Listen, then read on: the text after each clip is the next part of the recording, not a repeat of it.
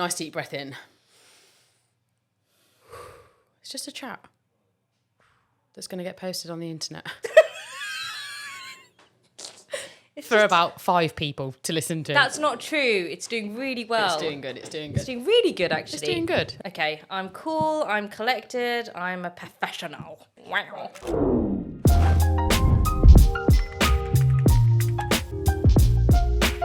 Hi everyone, welcome back to the Creative Juices podcast. My name's Hannah, I'm your host, and today I'm joined by one of my dear friends, Yasmin Keenan.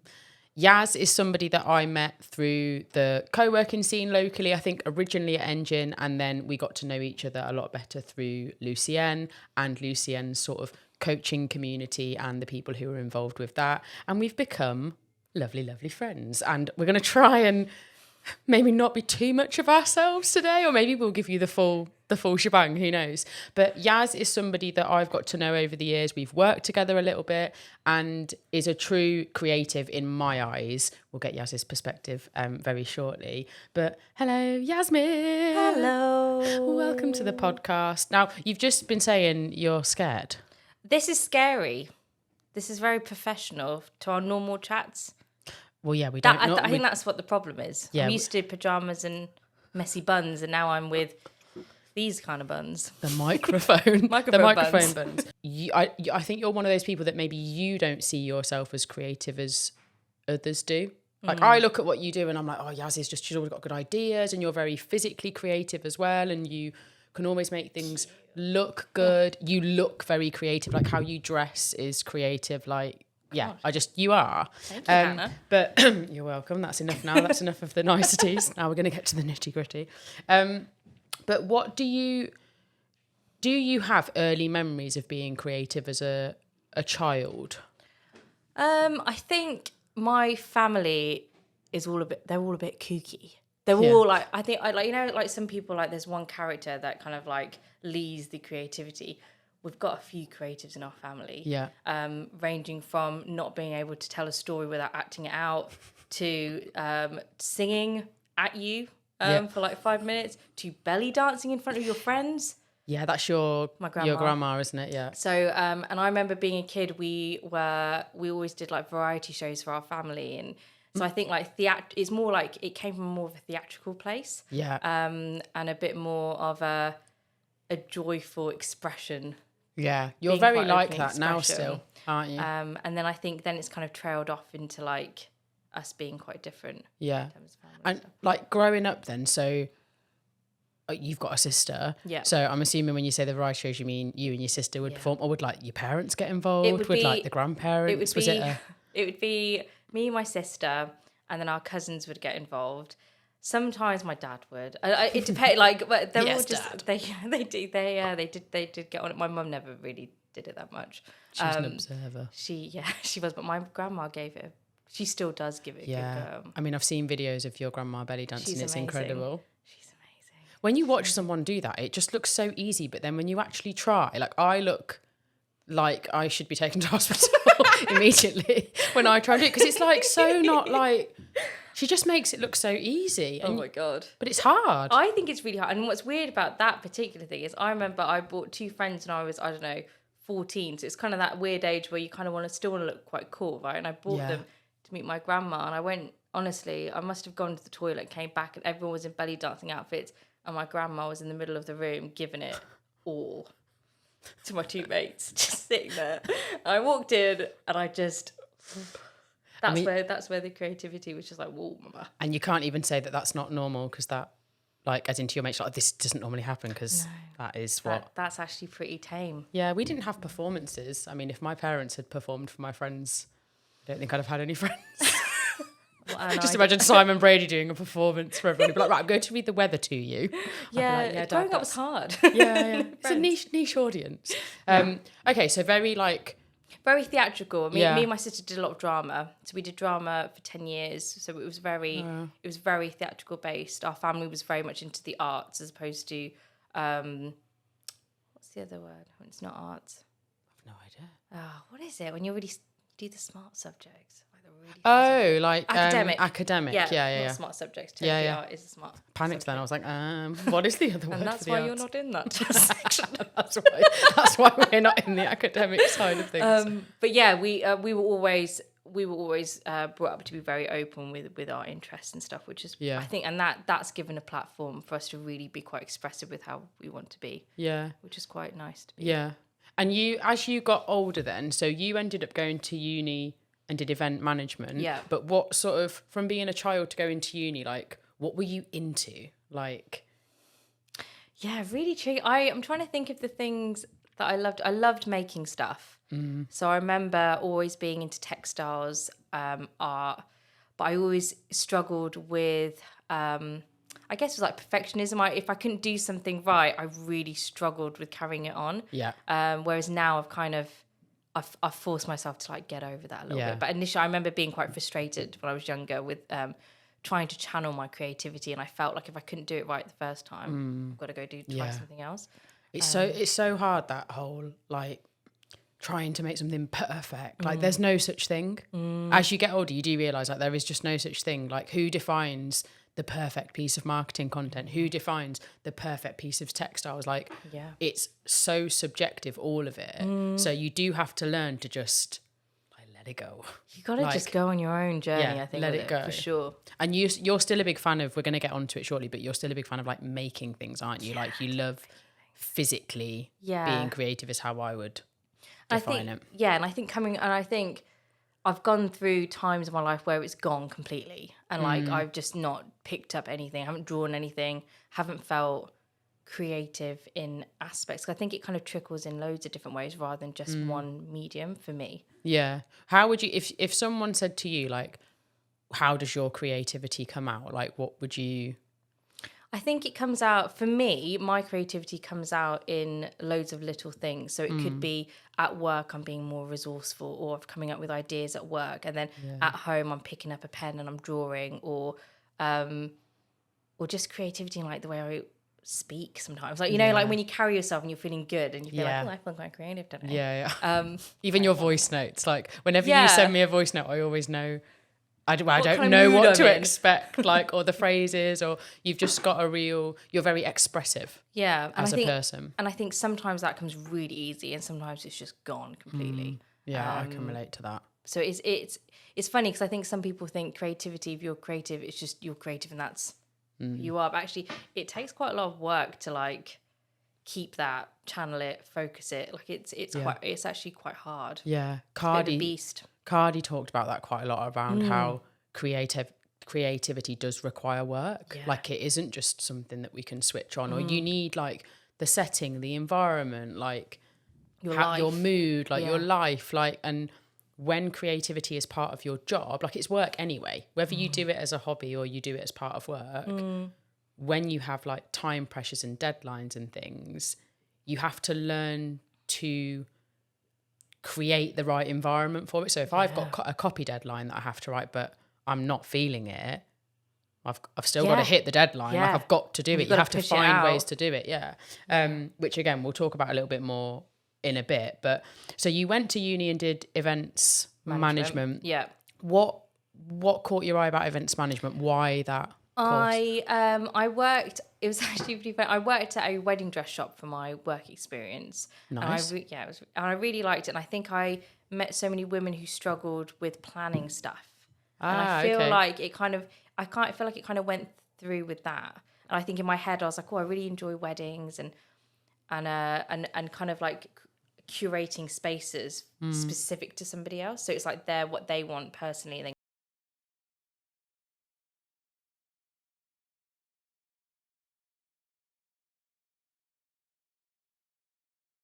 I didn't know that. I did, and I didn't really like it. Oh dear. It's the mother-in-laws, man. They're scary. They're so scary. Do not cross a mother-in-law. Don't do it. Not the bridezillas. No.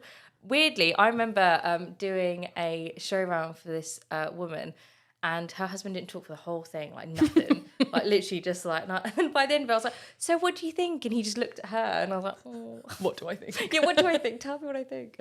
And I think it wasn't right. It wasn't what I needed it to be. It was the kind of like the right lines, but it wasn't right. But yeah, wedding planning was a very, very interesting learning curve. And then what an interesting experience though. Yeah. And then I did an outdoor festival. I think it was like a chili festival, and I did a chicken wing eating contest. Of course you did. Someone backed out, and I felt like... Ugh. Oh, it's in you did it. You didn't, not just organise it, you did. I participated. And how did it go? I mean, just tell us about what was the premise of how many wings were there? Were they hot? Were they not? They weren't hot. They weren't hot, and they were split. So you had like the drumstick ones, and you had the flat pieces. Yeah. Which are they're both quite hard to eat. Like, yeah. I mean, quickly. Yeah. No, oh, so it was pace. It was pace. It was like, how many can you eat? I think it was like in a minute or something. Can you remember how many you ate? I can't remember how many I ate, but I definitely didn't win. Oh man. But I definitely tried. Were you conscious of like how you looked while you ate them? Because I'd have just been yamming them. Like, I was yamming them. I actually really wanted to win. The problem is that I'm all talk sometimes. So I remember going on the stage being like, yeah. Whoa, let's go. Give me the chicken wings. This is mine for the taking. All day. And then I could not eat them all day. It's basically what happened to that. I think it was a minute, wasn't it? Was it a minute or 2 minutes or something? And I reckon I must have eaten like 10. I mean, fair play. Have you ever eaten chicken wings at pace? I mean, yeah, but not... I mean, I could eat probably 10 in a minute, yeah. No, you could. Could you? In a minute? Oh, no, maybe not. A minute's not that long, is it? See, that's what you need to do in these podcasts. You need to bring food in here, eating competitions. I don't need suggestions from Mike. You're the second guest to suggest things, you know. Hot I'll wings. let you because you're my Wings. friend. Hot wings. What we do, the Northampton version of Hot Wings. It's a brilliant podcast, but let's not digress into But yeah, what we could be. 10 chicken wings in 2 minutes. If anyone can beat that, I'll have you. There you go. There's your challenge for today's episode. How many wings can you eat in a minute? Yeah. So we've established that you're good at average at eating chicken wings. Yeah, average. Did you enjoy the course? Event management? Yeah, really liked it. It was at Northampton. Yeah. It was at Northampton University. I thought it was a really, really good course.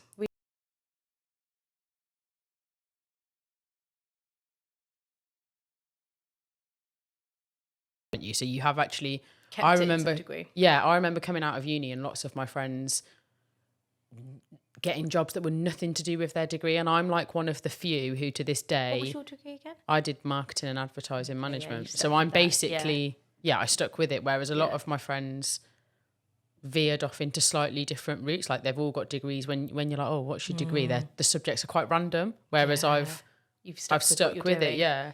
I think you probably feel this as well with marketing. There are so many different routes to go down that actually, as someone, I remember feeling quite overwhelmed at uni about what to do. Same. And I think actually by picking a subject that was for me creative, but it opens a lot more doors. I've been able to go into different things because of that degree, which is good. Anything marketing related is quite broad, and like with events management, there's quite a lot of marketing involved, isn't there? I mean, I don't know the course, but you've got the planning of the event, you've got what's the purpose of the event, who's the audience, then you've got the promoting of the event, which is the marketing. There's PR, there's actually facilitating it, there's what are you actually going to capture on the day, there's post promotion. So it's a huge marketing activity in itself. But for me, I was either going to do journalism or marketing because I loved writing. I'd been steered a little bit by teachers, and when I looked at the marketing course, I just thought there's broader options. It gives you a bit more movement. Yeah, there's like there's lots of people who do journalism and end up in marketing because copy is such a big part of it. But yeah, I just looked at it and thought, broader, like go for that one. And here we are in the land of marketing agencies. So your family, you said like your family were creative and more sort of on the theatrical side. But is there anyone particularly in your family that you look at and you think, oh yeah, I think I'm really similar to you, or my creativity definitely comes out in similar ways to you? I think my granddad was really resourceful, and he came up with really good ideas. So if something was broken or if something needed fixing, he was just like, he could fix anything. And it was quite amazing to see like him just pick up like random objects and just build them into something and make them. So his problem solving using creativity, I've definitely got from him. That resourcefulness is definitely there. In terms of like art and making stuff, there isn't actually in my family that has made stuff. It's all my sister's definitely more into like videography and like writing, which is what she went in before. My dad was a chef, so in a different way creative. And my mum's a psychologist, so they're quite broad. It is a mixture, isn't it? Because usually there's like someone that you learn from and you can draw with them. But yeah, I actually didn't have that. Yeah. So it's come out in a unique, it's sort of like probably a bit of a piece of everything around you, and then it comes out in your own own way. Okay, so you grew up in that sort of environment, and then you went to uni, did events management, had the horrible year doing wedding planning.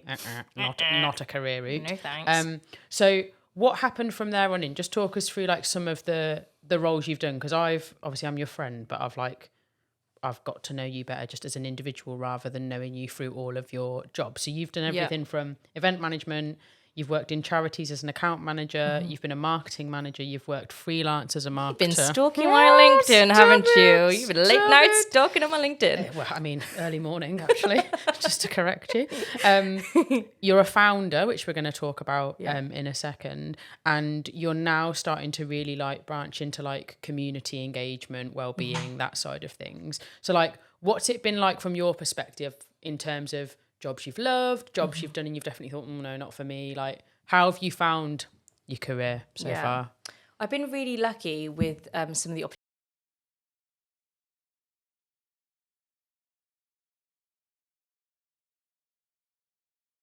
Probably more down the corporate route. So working for like really big companies, like doing quite big campaigns, especially when I kind of moved away from events and went more into marketing in the early stages. Because at the time I felt like they gave me more creativity, and it was something that I really wanted to do. And I think it was amazing. And I feel like I got to a point that I was really proud of in terms of like career laddery type thing. But I went traveling for like 3 months, and my grandma, the belly dancing, when she's not belly dancing, she's built a school in Sri Lanka and she runs a charity. And I think I felt more that I wanted to do more of that type of work, and that was for me would be more rewarding. And I felt like there was something missing between putting something out in the world that was making a difference, and I think there was a gap there. And I think for probably quite a long time there was a gap there. I didn't know what to do with it, and it was like, what do I do? Do I carry on marketing? Do I go to events? Do I work for charities? But there was a bit of a gap there. So I kind of said goodbye to the corporate scene. Yeah, I think that's when I met you, because you did some work for us, didn't you, when we first started? Yeah, you came in. So I basically started doing freelance marketing work for small businesses and micro businesses. Yeah, that was when I met you. And I think for me that I didn't have my business of my own. It was very much like me taking the skills that I had and then helping people, create events or workshops or their stock and how they looked and stuff. So it was kind of very much business building from a creative point of view. And I think seeing all those businesses and like how they're growing and how it starts with an idea, and I was like, oh, I want a bit of that pie. Which is when Brown Bear came to life, which we'll talk about in a second, because I want to like talk about that on its own, because it's just amazing.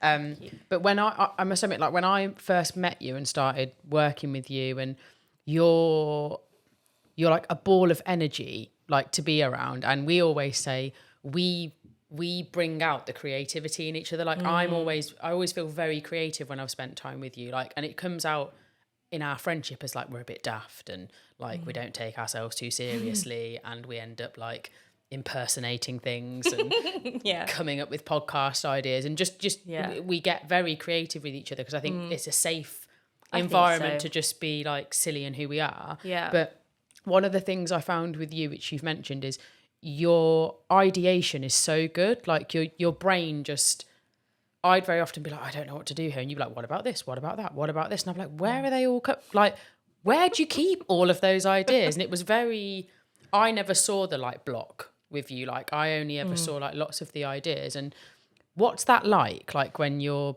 brain has a lot? It's it's interesting, and I think it's funny, I've never really noticed it, but then recently the reason why I now notice it more is because someone asked me about some advice for a campaign, and this was like it's probably like about a couple of months ago, and I couldn't think of anything. And at that time, I was not feeling creative. I was feeling a bit, and just wasn't feeling like myself. And I was like, oh my God, I've got nothing. What have I got? Nothing. Scary. So that made me feel a bit weird. But how do I do? So I basically have a little black book that's not full of phone numbers. It's just full of big ideas. And the book that's going to change the world one day. You know, there's a film, you know, in Elf. Yeah. You know the guy who comes in, he's got a book of ideas. Yeah, and yeah. The angry elf. Yeah.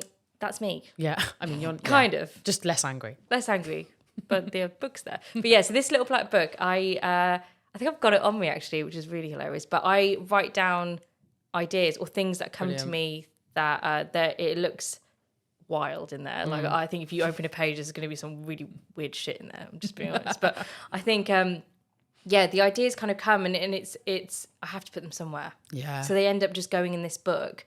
And then when I do have a dip in creativity or I'm a bit, I don't know, stuck for what to do, I kind of just have a little read through that. And That's such a good idea. Gives me a bit of inspiration because it's really, like we say, it's really tiring, the pressure you put on yourself to be creative. And I think actually by having some things in place that alleviates that is quite good. And also it takes things out of my brain. Yeah.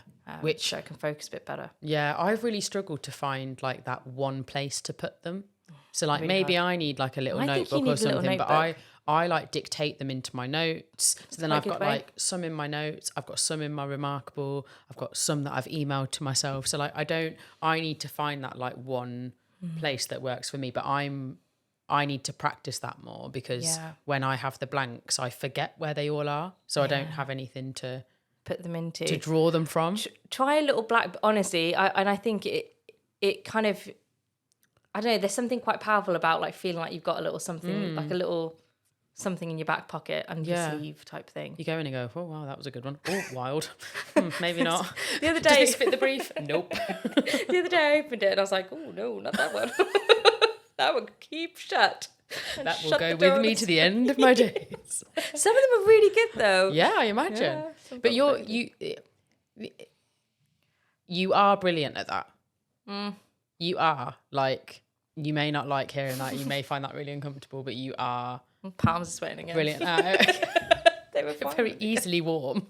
But yeah, you are really good at that. So it's definitely something I loved about working with you. And just as your friend, like when we talk about things that we're all doing, or like me, you and Luce are talking about things, you're like very often the first one that's like, what about this? What about that? And I'm like, oh, I wish I could do that. It takes like... My cogs are still waking up. They're like, catch up. Come on with it. Yeah, catch up with her.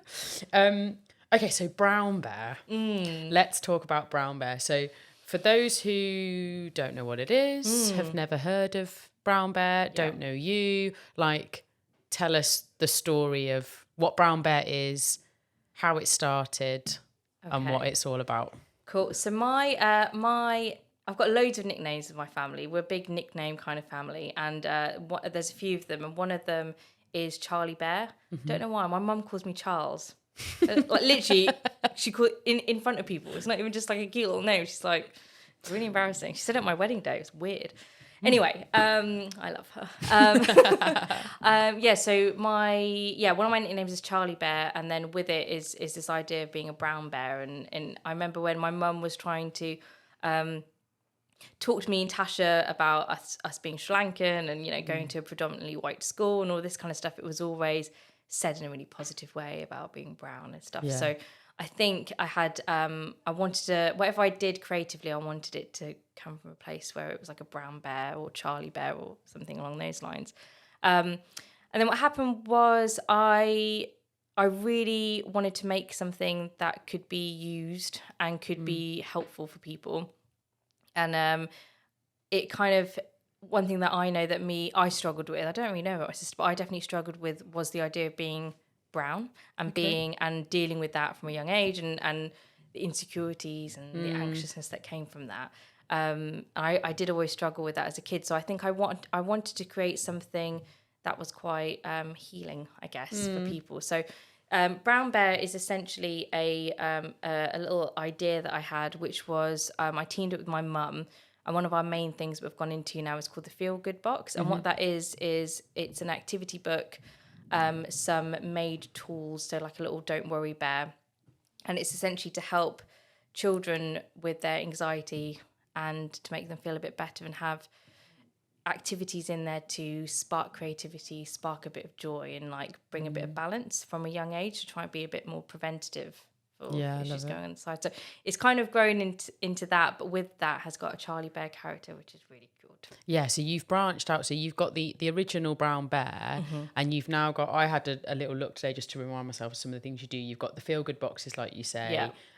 You've got the don't worry bear. You've got other merch like mugs and things that you've done in the past, like little aprons that I've seen the little kiddies wearing. Yeah, they're really cute. And it's one of those projects that I know at times you've struggled with a little bit, where you're just like, oh, okay, like what next? Because you know you've built this business alongside all of the other things that you do, your full-time jobs, when you've been freelancing, like you it's not your full-time thing. So that's challenging sometimes. But what's your, like, ultimately, what would you love to achieve with Brown Bear? Because it's one of those businesses, I look at it and I'm like, this could be mega. Like, you see people now with the like positive potatoes and the like the cute little, but you've been doing that for how old is Brown Bear? Oh gosh, probably about 4 years, something like that. Yeah. So you've been doing that sort of thing for a long while now, and it's such an important message that you're trying to instill in families and young children, and that you're trying to help them with. Like, what would you like to come of Brown Bear, really, if there was no if there's no limits? I would like it to be some kind of like legacy project type thing, where it could help preventative. So it could be, I don't know, pushed out into schools, it could be pushed out into families that are in the care system, it could be young care, like it could just be more of a tool that's widely used. And I think it would be really nice. I think my grandma's obviously got her charity, and charity is quite a big part of our family. So I think if it could evolve into more of a charity vibe or a social enterprise, like I could see it like building not for there. profit. But it's like with, and it's funny because actually some people that I've met who I would consider being really creative as well, this like constant struggle with like self-esteem and confidence and like imposter syndrome is just so big, and it's just one of those things that I've definitely struggled with, because you look at it, you're like, oh man, I really should have been doing more like over the last few years, and then you don't, and then you're like, oh. But life, right? Life gets hard. Life gets I don't like the term like gets in the way. Like life is happening. Like it's just, we can't. I'm very similar in a sense that I always feel like I could be doing more. And I've got a friend, Mari, who some of you who listen will know of. Mari works with us in the business. And she said to me last year, you turn everything into work. And she didn't mean it positively, but she also didn't mean it negatively. She was just like, that you have goals with everything you do. You have then like an agenda of what you're going to try and achieve. And you're like, right, I've got to do this, I've got to do that. And I was listening to her and I was like, never heard somebody describe me so accurately. Like, there's obviously a lot more to me, but it's really hard when you're the kind of person that looks at things and goes, but whereas everyone else is looking at what you've done and gone, wow, look at what you've done. Because to not like do yourself down, like you physically create the bears, you make the boxes, you've done the branding yourself. So for those of you listening, go and have a look. What is the Instagram handle? It's Brown Bear Crafts. Brown Bear Crafts. I'll put the link in the episode notes as well. But go and have a look and you'll see what I mean. Like, everything you see on that page, Yaz and her mum have created. So it's another showcase of actually like your creativity is very multifaceted, because you physically make the bears, you've done the branding, you write the copy. It's you. It's you. And I think that goes back to, it's not just one stream of creativity for you. It comes in a few. And I think that's the thing. I think with the work that I'm doing now is all really community focused, and it's really wellbeing focused. And actually I feel like I needed a slightly solid foundation to like believe in myself more with the Brown Bear stuff. So I feel recently, and having a really good pep talk from you, madam, you should sell those pep talks. Come for a coffee with Hannah. She'll kick you up the butt. Let's go for a coffee. Wink, wink. It's actually an intervention. Intervention, Yasmin. I didn't even realise I was giving you a pep talk, but It was no, but I think I kind of was saying to myself, oh, once I've got this wellbeing strategy and I've got that under my belt, or once I've like got a bit more experience, actually, no, I don't need experience. I got this. Yeah. And I think it's quite, it's really valuable having that insight from another creative to be like, no, you've got this. Carry on with it. Yeah. But yeah, the community work, I feel a lot more fulfilled in my life taking a step back from marketing. So I feel it really suits you as well. Yeah, like, I think it really is a good space for who you are. Like knowing you personally, your values are very aligned with more what's the word I'm looking for? Like more meaningful organisations, like that are actually trying to do things to better the world, better the local community. And obviously at the moment you are community and wellbeing engagement manager. I just don't want to get your job title wrong, but you're in a role at the moment at Delapre, Abby, around community and wellbeing engagement. And since you've been in that role, it was last year, wasn't it? But the Mind, Body, Soul Festival is your birth child. Is that what people say? Is your? I guess so, yeah. It was your idea, and you and Lucienne ran that last year. Just again for people who don't know what that is, and for people who maybe don't know who Delapre, like what Delapre is, maybe just give people a bit of a picture of what Delapre is all about, and then just tell us, where did the Mind, Body and Soul? Delapre is a heritage site based in the middle of Northampton, and it's really unique because it's in the middle of a really busy town, which is really cool. And I've been kind of brought on because they're developing a wellbeing hub on site, and I think it's really naturally, to your point, it's made me, I feel really like this is what I want to do, and it's really, I think I feel really confident in that, in my decisions that I brought along the way. And the Mind, Body and Soul Festival was essentially meant to be a springboard to put Delapre on the map for showcasing wellbeing activities, which it did do. It was a lot bigger than we thought it was going to be, and there was definitely some challenges which were worked from and utilised, but fundamentally it was a 3-day event that was amazing. It was amazing. It was brilliant. It was amazing, and it was. I mean, I say it was brilliant. I wasn't allowed in. She wasn't. Do you remember? I didn't get in. Yeah, I know. It was real bad. I turned up and I didn't. It was my own fault. I didn't have enough cash on me to get in. But I thought I needed to pay £15 to go in for like a couple of hours. And obviously, like, Yas was like, "You're my friend. You're helping me. Like, come along, come and support." And I would have got my hands dirty and got stuck in. Yeah. But the lady on the door, good on you. She was very good security. She was like, "Nope, sorry, you don't have enough money." I was like, "That's my friend. She organised it." And she was like, "No, sorry, you can't come in." I was like, "Okay, bye." Just see Hannah just crying in the car. I was like, I want to go to the festival. Please. But yeah, it just, again, like, talk about what happened over the 3 days, roughly, like what kind of things. So we had so Lucienne, who is a powerhouse in Northampton now. How do you describe Lucienne? Lucienne, who is she's a tenacious, fantastic woman, isn't she? Wowee. We wanted to create a space for everyone, so everyone could get something out of it and try new things. So we had Laura Hoff, which is Wim Hof's daughter, and she did an amazing breath work. Laura Hoff, Wim Hof's daughter. Hello, Laura. That's mega. It's mega, isn't it? She's brilliant. Yeah. And it was about breath workshop. We had ice baths. We had Iffy Thomas do an amazing talk about ADHD and being neurodiverse in business. And it was just, then we had like sound baths and drumming circles and letters to your future self. And it was just a really transformative week, like 3 days. And it was amazing how much feedback we got from that. And I think for a trial event where we were wanting to just test the waters, we got a lot out of that. Brilliant. A lot out of that, which has now shaped the wellbeing program that I put together now. Yeah. Which has been, but that 3-day event was probably one of the hardest events I've ever done.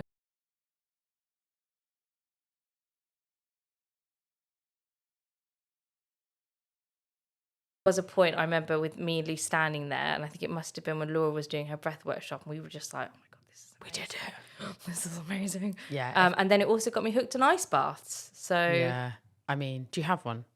I have one. I really want I one, do but have I don't one. have anywhere to like put it because I'm Put in it an outside your apartment. front door. Yeah, could do. The neighbour's like, morning, just going for my morning chill. Don't mind me. Me outside going. It's not like I'm like giving birth or something. It's the breathing. But yeah, it's one of those things with events, isn't it? Because whilst I didn't do events management, I did a lot of events when I was in-house, an in-house marketer. They're stressful, man. Oh, man, They're hard. You attend an event, and I don't think it's a case now that people don't really understand what goes into events. I think most people can appreciate there's a lot of work that goes into them. But when you are running something, the amount of stress around, are people going to turn up? Do people know where they're going? Yeah. Have we got a proper system in place? And with what you did, there was a lot of logistics, Yeah, people there needing was. to be in certain places. So yeah, hats off to you, because again, it's not my... It was a tricky one. And I think actually it was just being in that wellbeing arena with like some of these like heavyweights, essentially. It's heavyweights in boxing. Yeah. Is it? Oh, Yeah. cool. People use it in like all sorts don't of they? terms there now. I see designers going, oh, I'm a midweight designer. I'm a heavyweight designer. And I'm What like, are you going to add that to your little signature? I'm a heavyweight, baby. Is it flyweight? What is it, George? flyweight? Flyweight. What does that mean? Tiny. Teeny tiny. Tiny people. Flyweight. Yeah. Flies I'm in heavy. the We're insect heavyweight, fly. man. We're the real deal. Yeah.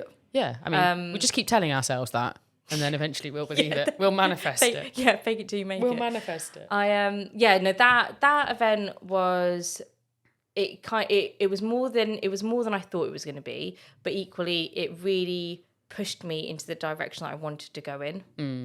Which is and I met so many amazing people. Yeah. So it was a turning point for me in terms of what I wanted to do, for sure. Well done. Well done, Yasmin. Thank you. Because that's hard in itself. Like when you're like, oh, feeling a new area. Do I, don't I? And then you go, yeah. Do I dip my toe or It's a do nice I dunk feeling. my face in? Yeah. Just dunk it in, man. Don't just throw yourself in the river. Yeah. And then when you actually, I'm really trying not to just go down a random tangent, because I know what me and Yaz are like, and we'll end up, within 5 minutes, we'll be on something completely wild. And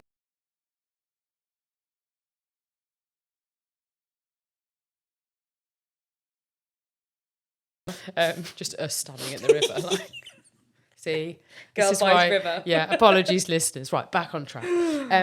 So lots of sort of like changes and moving in different direction, which I think happens to a lot of us. That for myself, it's been more like the types of businesses I've worked in, not necessarily like what I've been doing. But what do you do nowadays? Like we've talked a little bit about that period that we get sometimes where the creativity just doesn't arrive, and you're like, you turn to your little black book. I scramble around in all my random places trying to find things. I'll just lie there and cupboards. go, Hello. come on. What do you do nowadays to work on your creativity? Yeah. So I find accountability.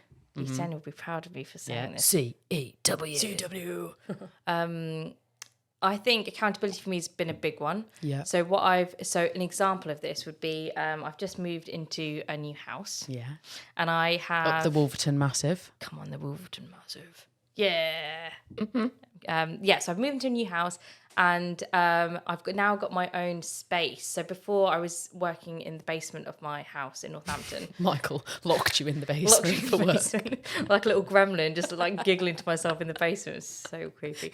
Anyway, but there was like no natural light, and there was there was a space, but it wasn't the most creative feeling space. And I've now moved into an office that gets loads of light and plants and stuff. So my setting has changed. Nice. And I think with it has brought in a natural feeling of, okay, let's like start to channel a bit more of this and focus a little bit better. I think it's really funny. Cardi said about going through phases of creativity. I'm now in a phase. Okay, well, Cardi's were like the dogs, yeah. the mushroom year. Yeah.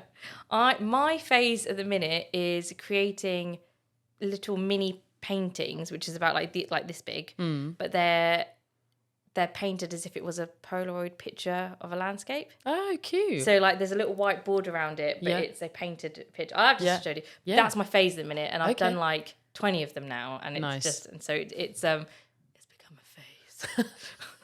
Enjoy it. It's become a phase. But what do you paint with? Like, what's your... So I am currently painting in this phase. I'm currently painting with watercolors with then a really harsh black line on the drawing side. So it's sketched over the top. Yeah. And so I'm trying to, so with this, so what I mean about accountability is I'm trying to consistently draw them. It. And I think I'm really trying about the whole, being a perfectionist and being like, I can't do this, and I'm gonna just let it out and keep going with it. I think I've drawn Stonehenge probably honestly about 20 times. I hate it. Can't draw. Are they getting? Do you know what it is? It's the circle. It's the it's the formation of them. I mean, on a serious note, like anyone who can draw, I am in awe. Oh my god, so am I. But you do it. I do it, but I don't feel like it comes easy to me sometimes. I have to really. But you love it. But I do really enjoy it. Yeah, once I get over the frustration and chopping paintbrushes in half because I hate them. See, I think I have no idea what would come out if I started painting things. I would love to see what would happen if you sat with it for like an hour. Maybe I'll come and paint. I'll come and paint a Polaroid with you in your new space, and you'll be like, "Oh dear, no, Hannah, stick to words." Let's draw a self-portrait of Paul, or of each other. Of each other. I was going to say that would annoy him more. Let's do it. Yeah, he would enjoy the self-portraits. Just have a line of them on his desk.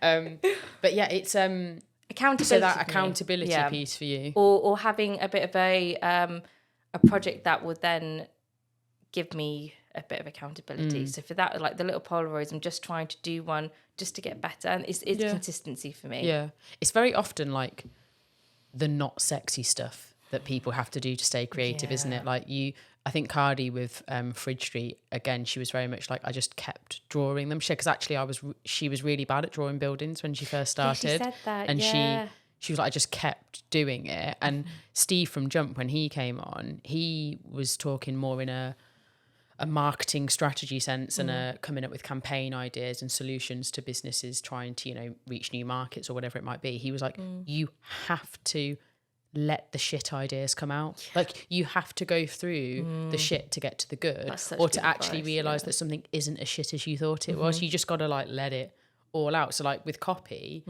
I will just splurge words onto a page sometimes and then go, okay.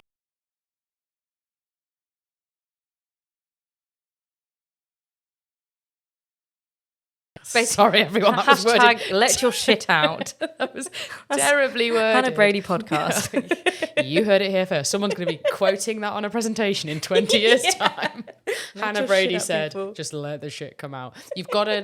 But on a serious note, you've got to let that happen. You do. Yeah, you do. You need to do that to improve.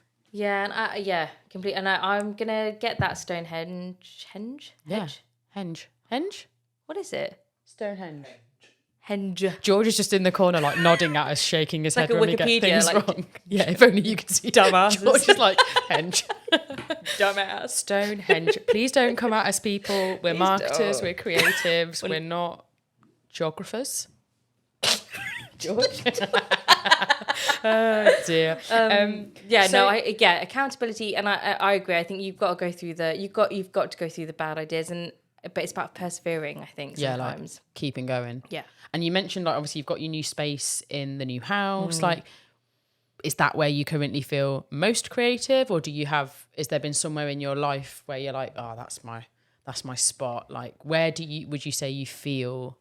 I feel this like my little office now. I really feel, I really feel like I've listened to myself about what I need. Like I like to have a really big chair so I can sit cross-legged on it, and I love having loads of plants and like a dog bed so the dog could come in. I think before I was trying so hard to fit into a box of creativity, whereas now I'm like, actually, what do I need to be creative? And actually I've listened to that a bit more. So yeah, particularly in your home.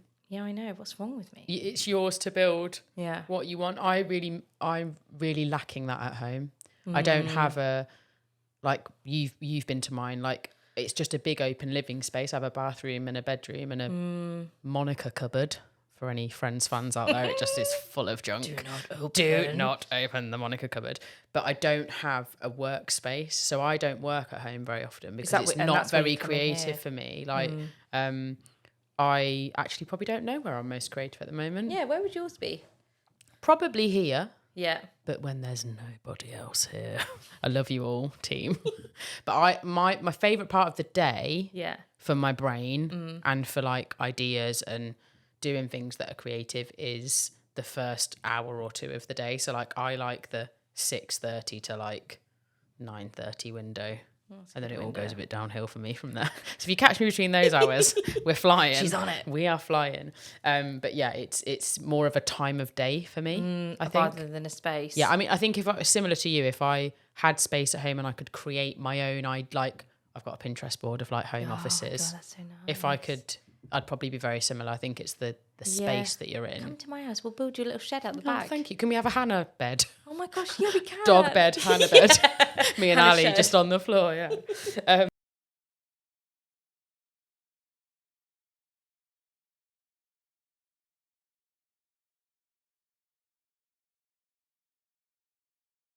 Like, what's your favourite So outlet at the minute? I think because I've had so much change going on with like the move, with work and just like life. Just life. Life, man. I think I've just needed to go back to a simple thing, hence the Polaroid, which is so at the minute that's I'm still doing brown bear, I'm still sending off boxes and stuff, but at the minute I'm still doing that. And after the Hannah Brady pep talk, I now have Hannah. Can you say that quickly? Hannah Brady pep talk. Hannah Brady pep talk. I had to breathe in between. Hannah Brady pep talk. Sorry, everyone. If you're listening to this if you're listening to this in headphones, you've now just got me and Yaz going, Hannah Brady pep talk. Hannah Brady. I really didn't think it was that much of a pep talk. I just told you that you knew what to do. You were sitting in front of me and you were going, I just don't think I know how to do that. And I think we were talking about brown bear and sort of its next phase and what you want to do with it and like what should be the plan and how should I push it out there a bit more. And I just looked at you and I was like, Yaz, if I came to you and was like, here's this podcast that I've started, how do I promote it and how do I gain an audience? You would absolutely know what to do. And I was like, so you do know what to do. It's just that it's your thing and you're getting in your own way. I feel like a mother hen with sitting on a chicken egg. Sitting on an egg that's already cracked and it's already growing in there and I'm still sitting on it. That's such a good, I mean, very random, but do you know such what I mean, a good though? way. I'm sitting on it and it's keeping warm, it's safe, it's good. You gotta let it out into the world, Jazz. Gotta just sit up and let the shit come out. And let the shit come out. There we go. That is gonna be what ends up on the title page of this podcast. That's gonna be my little mini clip that you're gonna do, isn't it? Oh god damn it. So many to choose Mother from. hen sitting on a cracked open egg. So brilliant. Many to choose from. But yeah, I think that, and I wonder whether confidence and creativity, I'd love to know how that is linked. Whether do creatives feel confident about their work? Do they not? Like, I'd love to know how that'd be a really interesting study, wouldn't it? Like the link between confidence and creativity. Because a lot of people that, even just from the conversations we've had so far, which are only a few, none of the people who've sat with me have like completely backed themselves and been like, oh yeah, I'm great. Do you know what I think it is? I think none of them. I think it's because creativity for me is freedom. It's freedom in how you want to think. It's space for you to be your authentic self. Like it's quite a vulnerable place. Massively. And I think that's why I'd be curious to know how confidence fits into that, because however creative you are, whether you're writing a newspaper, whether you're painting, like that's quite a vulnerable place to be. And like where does that leave you? Yeah. And people are not shy to give their opinions these days, are they? And there's no escape. There's no escape. You put a podcast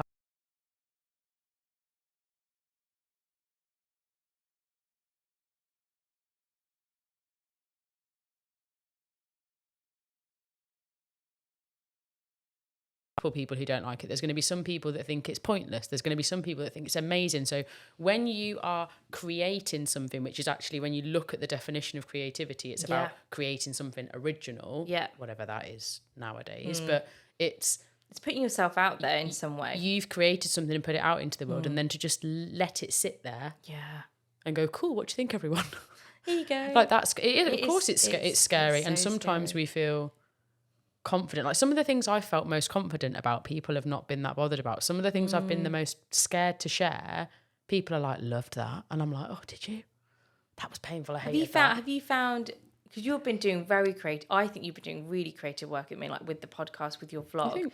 I think so. And that for me is very like, you were putting yourself out there. See, I don't Walked and all type thing. And like, how have you found that? It's tiring. Yeah. This isn't tiring. The podcast I find like really enjoyable. Like this is quite a selfish project for me because I just get to chat to people that I'm interested in and like that I love and that I love what they do. And so this is like pure pleasure. I don't see this as creative. So this is interesting, isn't it? The putting together of the podcast I do and what George does when he edits and the clips we put together, that's creative. But the conversation, I don't see what I'm doing right now as creative. And then also with like the vlog and things, it is. I don't see the vlog as creative either because it's just me waffling on with a tissue up my nose going, hello, you know. No, but you're creating a storyline. Yeah. Like that is, you're creating a story for people to follow, whether it's like a podcast and, you know, you've written notes in like a flow format. You're creating a flow of conversation. Yeah. That's very creative. Yeah. I'm enjoying it for the most part. I'm going through an experimental phase where I'm like, right, more long form. Let's look at that. Obviously, there's a lot of motivation in what I'm doing at the moment that's centered around the business, but also for my development and to keep me. A lot of the stuff I do is about it keeps me. I'm learning as I go. Like this podcast has been a huge learning curve. Yeah, I bet. Thank God for George. That's all I'll say. He's sat in the corner. We will show George to you. Can we? We will show George to you at some point if he'll let me. But yeah, you need the right people around you. But yeah, I'm enjoying it. I'm enjoying like the testing of different things. Something that I found in my creative journey is this. My creative journey. I love that. God, what a wanky say. What's the thing where you're like dying and you get those paddle boards and you get oof? Oh, when you are defibrillator. We are used Defibrillator or a defib they call it. Defib. Don't they? When I need to give myself a creative shock like that, one thing I tend to do is I book myself onto an activity that I've never done before. So love that. So my recent one was I did a 6-week pottery class at the Clay Chapel, which is around the corner. Cool. That's so you. But that, never done it before. Enjoyed it? It tested me in a really good way. There was some weeks I got really like I couldn't do it, and I was just like, oh man, it's a real skill. It's real, but I think sometimes you need to give yourself. One of my tips that I do when I'm feeling a bit I feel like I'm losing a bit of my spark. I tend to book myself something that I've never done before. So whether it's like example being, I've also booked myself a spoon carving workshop. Never done that before. Of course you have. I'm gonna carve you a spoon. Can you make me a spoon? For your porridge spoon. That'd be beautiful. Cute. And then you'll always be with me in the vlog. Eating my porridge. I'm like, here's my porridge with the spoon that Yaz made for me. It's broken. It's mouldy. Look at this shit. Don't even talk to me about breaking cutlery. I broke a client's spork yesterday. What? I was on a client site. A plastic one? It was a plastic one. Those spork, spoon, fork, knife. It actually had a bit of a knife on it as well. There were no forks because it was rush hour lunchtime. And the client said to me, Sarah has a spork. Use that, she'll be fine. And I was eating a salad. So I wasn't eating it. Wasn't even a jack of potato. Ferociously. That I could maybe understand. No, wasn't eating it obviously I wasn't. I mean, I've been in the gym, but blimey. And I just put the fork in and the thing like clean snapped down the middle. So it must have had a weakness. I'm putting that out there. You're going to have to make her a new one. I reordered her one. It got delivered today. So she has two new sporks. You are making podcasts, cracking sporks. Ordering sporks. It's very stressful. But yeah, I don't know quite how we got into sporks. But yeah, I'm enjoying what I'm doing. So thanks, Yaz, for asking if I'm enjoying it. I am. But if you ever want to do, I would love to put you in like something, maybe a little idea for your little.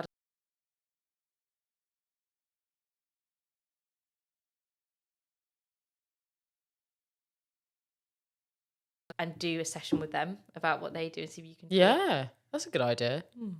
What, so see if I can make a brown bear? See if you can make a bear with me. See if you can make a fridge magnet with Cardi. That would be good. See if I can do a Fridge Street drawing. Yeah. I don't know what I'd do with Steve. Steve would have me like trampolining and that would end in disaster. Aaron, I could design a UX thing. Yeah. Sorry, Aaron, I've probably just completely butchered. Yeah, that's a good idea. See Have the that one. ideas, Have lady. that one for free. Right, I've got Where some are we quick, on your little I've got some notes? quick fires to do for you in a minute. Oh We're coming to my. the end of this, hopefully not very painful experience now that we're... Well, How are you? the sweating has stopped, but it's going to come Yes. back because you said quick fire, and now I'm like, quick what? I mean, all I'd say is don't worry, because I said quick fire to Helen, aka Mum, Yeah. and she was about as quick Helen. as a snail. I was like, quick fire, Mum, as in like just quick. And then 5 minutes later, and what I would do is, and I was like, okay, that wasn't quick at all, but I love She's you. my mum too. She's everybody's adopted mum. Mum. Last thing is, for anyone who's listening who has like related to anything that you've said or is finding themselves in like a similar spot where they're maybe changing into a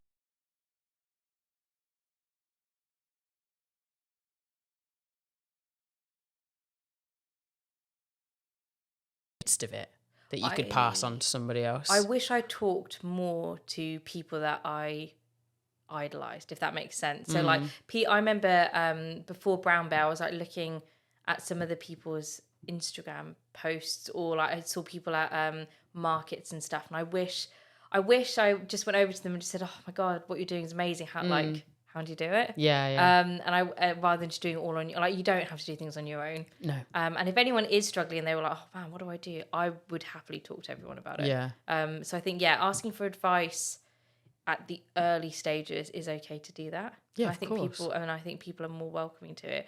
I'd also say just try and find your own way of being creative. So if you can, I don't know, paint a huge, A1 size masterpiece, amazing. If you can just master doodling, go with that. Yeah. Or whatever you need as your outlet. I think it just slowly, there's no pressure. No. There's so much pressure you put on yourselves, and I wish I didn't do that as much.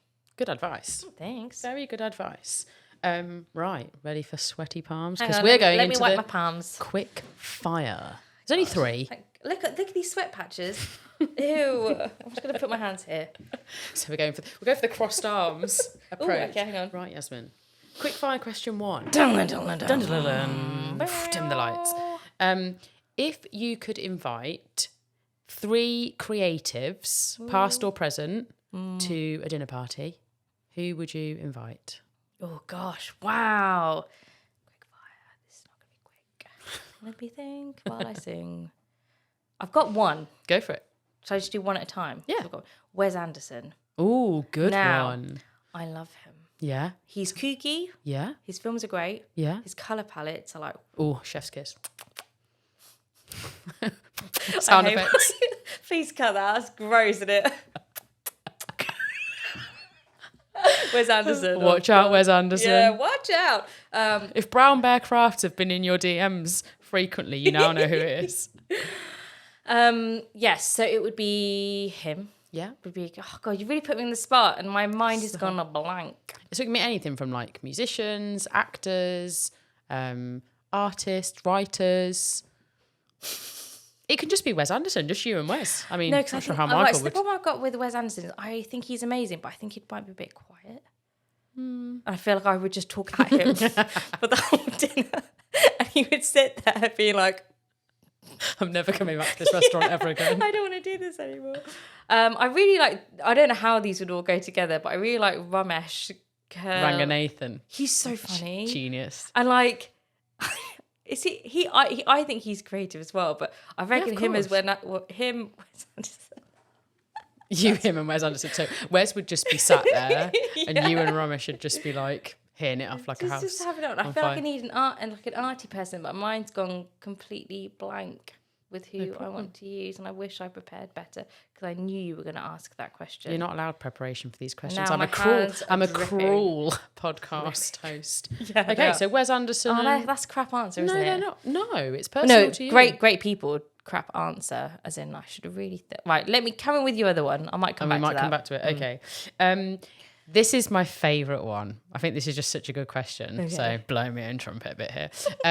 If your work was edible, what would it taste like? Oh my God.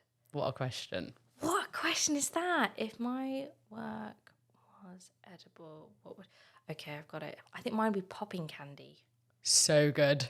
Yeah. Yes. Why popping candy? It's fun. It's entertaining. You got to open your mouth when you eat it. Right, here's a question with popping candy.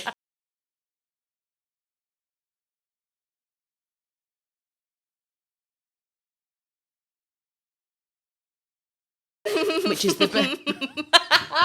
Sorry. Oh, God. Do you know what? The sweats are back. Do you know what, The George? sweats are back. I can't believe we've lasted as long as we have without sweats some are sort back, of Hannah. meltdown. It's because you just said you have to eat it with Can your we not mouth. talk about it? Can we just stop?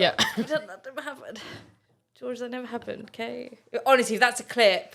It definitely will be. No, please, God, no. Just- I can't do it now. I need a full Right. break. Okay, let me just take it.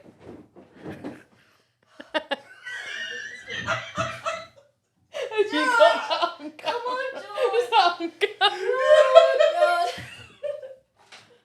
God. It's taken like an hour for like full Yaz to come out. Take 1,000,004. Right, now what are you gonna do?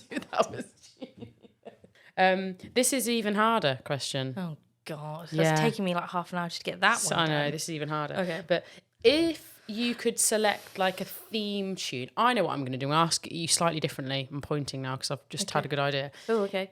If you could give Brown Bear a theme tune, Okay. what song would you choose? God. That's a good question too, isn't it? Yeah. Or like a vibe maybe rather than a song if you can't think of a song. There is a song which fits in with the theme that I've gone with. Wes Anderson in Fantastic Mr. Fox has a song called the Christopherson theme. Okay. Very playful. Yeah. It's very cute. Yeah. And I would go with that, I think. The Christopherson theme. Right, we'll have to listen to that. I won't. Go on. No, yeah. No. She was gonna as well. I was gonna, but I realised we're in a professional zone. Well, It's gonna be clipped. Sing it, goes, baby. Dun dun dun dun dun dun dun dun dun dun.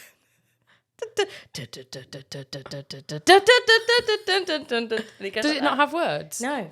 Oh. It's like a theme The song. Christopherson theme. I'd probably go with that. Or We're all going to go and listen to it now and be like, it sounded nothing like that, Yaz, but thank you. Thanks for that rendition. Don't quit your day job. Yeah, it'd be that, or it would be, I think it's called like She Can Dance by, I can't remember. I'll send it to you, but they're that. The Christopherson theme. Any Wes Anderson song really, but that one. Love that. Brilliant. You made it, Yaz. Oh, God, well done. I'm going to go wash my hands. How sweaty are your hands out Feel of them. 10? Oh, yeah, those are hot. They are warm. They're hot off the press. Yeah. George, I'll you want to cool you feel my down. hands? I think George is fine. I think George, I think that's a safe no. Yasmin, thank you. Because I know Sorry. that was a bit out of your... Don't apologise. I think that was... it's a bit out of your comfort zone. I think a lot of people find it a bit nerve-wracking coming in here, even though I'm your friend. I think it's harder because you're my friend. Oh, okay. Because I've got to tame down the crazy. It's not normally the normal way we would talk. Yeah. But Can't like tame down the crazy. There ain't no tickets to Crazy Town here. not here, baby. Not here. But it's been a pleasure. Guys, I hope you've enjoyed the episode. I'm going to put links into Brown Bear. I'll put Yaz's Instagram as well. I'll put anything that's relevant that we've talked about in the show notes. Hope you've enjoyed it, and we'll see you next time.